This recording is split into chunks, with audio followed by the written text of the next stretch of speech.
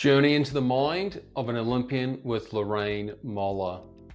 On the wings of Mercury pulls back curtains, shares pain of public condemnation. This is Fergus Hodgson with the Ferg Running Channel, your home for endurance. For all the links and images, please go to fergrunning.substack.com. In the lead up to the Tokyo Olympics, a friend scoffed at a US athlete who had opted to pull out of the event and stay home. My friend's remarks were typical, since prominent sportsmen are fodder for public consumption. Their athletic prowess and technical precision make them seem robotic, devoid of feelings and inert to criticism. If you want a reality check and warts and all view of what goes on in the mind of such athletes, look no further than Lorraine Moller's autobiography, On the Wings of Mercury. It is 360 pages and came out in 2007. A multi-Olympian and Boston Marathon winner, Moller has seen the highs and lows of elite running, and she shares in lucid fashion the corresponding joys and pains. This episode is brought to you by Green Pasture. That's greenpasture.org. Green Pasture offers nutrient-dense foods, particularly fish oils, including cod liver oil and a butter oil. I use these myself. I've used them for many years. They are the best quality you will find. I'm proud to promote them. Go to greenpasture.org and use the discount code FERG or FERG for 10% off. I'll also include links in the description where you can go to the products I recommend. Moller and I both grew up in rural Waikato, a province of New Zealand. And I remember watching her bronze medal winning performance in Barcelona. I was 9 years old in 1992, and my teacher at Glen Massey Primary School presented her as a role model of determination. Moller was 37 and, in the eyes of almost everyone, over the hill when she managed her most famous performance. What Mrs. Russell and I did not know from the video footage and commentary was Moller's long and fraught path to Barcelona glory. Moller had endured countless bumps in the road, particularly lackluster performances, persistent injuries, and relationship struggles. As my father used to say, you have to learn to lose before you can learn to win. He meant that a good loser does not let failures divert him from his long-term objectives, nor does he avoid difficult learning opportunities with a high likelihood of failure. Perhaps out of stubbornness, Moller did not let personal struggles stop her, and she faced more than her fair share.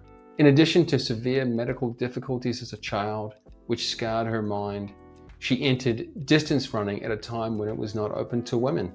Distance running was not even open to professionalism, but Moller was one of the pioneers who refused to be dissuaded. She and a handful of other prominent athletes ran for prize money and played chicken with gatekeeping officials. Eventually, the dam burst as athletics associations could no longer confine athletes to amateur status. The layman will struggle to appreciate the difficulty of elite training. Typically, its long-term burden leads to an unbalanced life, personal dramas, and performance slumps. The New Zealand public can be especially brutal with athletes who fail to meet expectations, and failing to fight until the end, or at least finish, is a recipe for widespread condemnation. Such was the sting of disapproval that sometimes Moller opted to stay away from New Zealand, to hide away from the media. Living in Boulder, Colorado not only provided altitude and trails for fruitful training, it was an oasis for her mental health. Disapproval came not only from the media and their readers and viewers. Her family, partners, and sponsors were often just as critical. She recounts, for example, the humiliation of being dropped by Mizuno as her sponsor. She tried to negotiate and explained that she was as fast as ever, but the answer was a firm no. It was business, and Mizuno wanted younger, youthful athletes to captivate prospective customers. There is an odd redemption in Moller's account, but its complexity belies distillation. Above all, On the Wings of Mercury is a forthright and touching account of a life lived to the full, of how one lady trained herself ultimately to self-acceptance. Moller humanizes the stoic athlete and shows the resilience, work ethic, and mental toughness one needs to cut it at the top. Along the way, the reader is treated to comical episodes, from haphazard tours and chaperoned women's teams to tales of small-town New Zealand and our running royalty of the 1970s and 1980s. They included Anne Ordain, Rod Dixon, Dick Quacks, Alison Rowe, and John Walker.